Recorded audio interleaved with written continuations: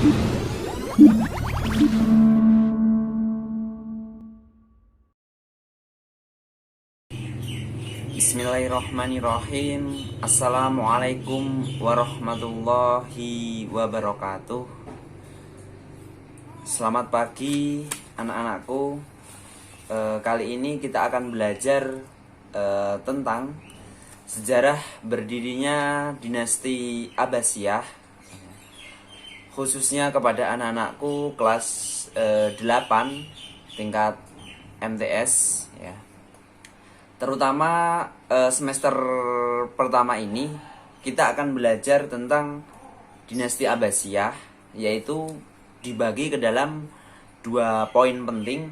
Yang pertama adalah terbentuknya dinasti Abbasiyah, kemudian peradaban Islam masa dinasti Abbasiyah ya. Yang poin terbentuknya dinasti Abbasiyah dibagi menjadi 2 poin. Poin pertama adalah faktor penyebab berakhirnya dinasti Umayyah. Yang poin kedua adalah faktor pendukung berdirinya dinasti Abbasiyah. Kemudian untuk poin yang peradaban Islam masa dinasti Abbasiyah terbagi juga menjadi 2 poin. Yang pertama adalah khalifah besar masa dinasti Abbasiyah, artinya di sini adalah khalifah yang paling mempunyai prestasi yang unggul seperti itu. Kemudian yang poin kedua adalah bagaimana prestasi dinasti Abbasiyah dalam membangun peradaban Islam. Nah, jadi secara garis besar kita akan belajar semua poin-poin itu ya. Iya, langsung saja kita akan belajar sejarah berdirinya dinasti Abbasiyah 750 sampai 1258 Masehi ya. Angka tahun itu menandakan masa kekuasaan dinasti Abbasiyah ya. Ya. Langsung saja ke faktor pendukung terbentuknya dinasti Abbasiyah. Yang pertama adalah perpecahan di dalam keluarga dinasti Umayyah. Jadi masa akhir pemerintahan dinasti Umayyah itu di dalam dinasti atau di dalam keluarga itu terjadi perpecahan atau konflik ya, konflik intern ya. Kemudian yang kedua yakni munculnya gerakan perlawanan terhadap dinasti Umayyah ya. Ada kelompok Mawali, ada kelompoknya Dahak bin Qais, dan ada kelompok Syiah ya. Jadi masa akhir pemerintahan dinasti Umayyah itu ada beberapa pemberontakan atau gerakan perlawanan terhadap dinasti Umayyah. Nah, di antaranya adalah kelompok Mawali. Jadi kelompok Mawali ini adalah orang yang orang Arab ya, namun tidak asli Arab ya, seperti itu. Kemudian ada pemberontakannya Dahak bin Qais dan ada Syiah ya. Syiah ini adalah golongan pengikutnya Ali bin Abi Thalib ya. Kemudian yang ketiga adalah perpecahan kelompok suku Arab Utara dan Arab Selatan ya. Yang keempat yaitu kekecewaan ulama terhadap Khalifah Marwan bin Muhammad ya. Jadi waktu itu raja-raja terakhir atau khalifah-khalifah terakhir dinasti Umayyah itu memiliki sifat yang kurang baik ya. Di antaranya adalah suka berfoya-foya dan sebagainya. Hidup bermewah-mewahan begitu. Kemudian ulama waktu itu ngandani itu istilahnya apa ya, bahasa Indonesianya memperingatkan kepada khalifah untuk tidak hidup bermewah-mewahan, untuk tidak minum-minuman keras dan sebagainya. Nah, akan tetapi oleh beberapa khalifah itu diabaikan wejangan ulama tersebut atau peringatan tersebut. Nah, kemudian ulama itu kecewa terhadap khalifah dinasti Umayyah waktu itu. Kemudian wafatnya Khalifah Marwan bin Muhammad, ya. Khalifah Marwan bin Muhammad ini adalah khalifah terakhir dinasti Umayyah, ya. Jadi ketika wafat dan sudah tidak ada penerusnya, kemudian nanti muncul gerakan pemberontakan oleh Bani Abbas yang akan dijelaskan pada slide selanjutnya. Nah, ini lanjutan dari faktor tadi, ya, faktor berdirinya dinasti Abbasiyah, ya. Yang slide selanjutnya yang akan Bapak jelaskan yaitu bagaimana sih proses berdirinya dinasti Abbasiyah. Nah, itu setidaknya ada beberapa poin, 1 2 3 4 5 6 7 8 9. Ada sedikitnya 9 poin yang ingin Bapak jelaskan. Yang pertama adalah dinasti Abbasiyah itu didirikan oleh keluarga keturunan dari Abbas bin Abdul Muthalib, ya.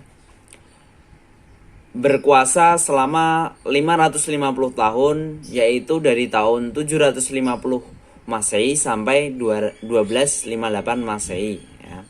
Kemudian wilayah kekuasaan dinasti Abbasiyah sangat luas, ya, meliputi Asia Barat, kemudian ada Asia Selatan, kemudian ada Afrika Utara hingga ke daerah Eropa, ya.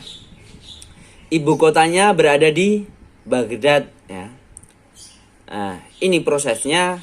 Yang pertama adalah Ali bin Abdullah sebagai sepupu Rasulullah dan berasal dari keluarga Bani Abbas merasa berhak atas kekuasaan setelah berakhirnya Khulafaur Rasyidin, ya. Jadi setelah berakhirnya Khulafaur Rasyidin ini dari keluarga Ali bin Abdullah ini merasa berhak, ya.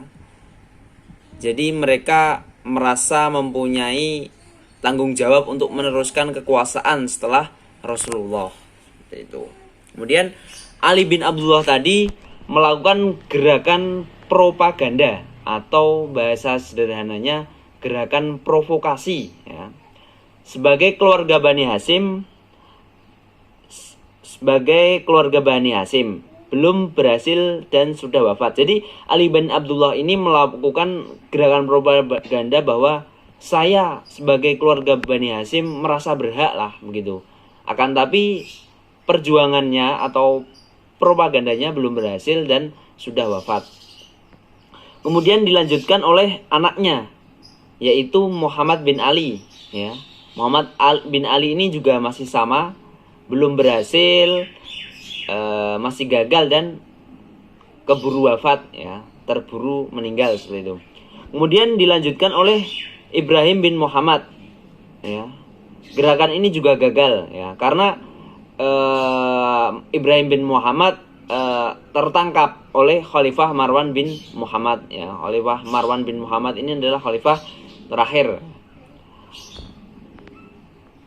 Selanjutnya adalah gerakan dilanjutkan oleh Abu Abbas As-Saffah, kemudian Abu Muslim Al-Khurasani dan Abu Ja'far Al-Mansur, ya. Gerakan ini berhasil dan Khalifah Marwan bin Muhammad tertangkap, ya.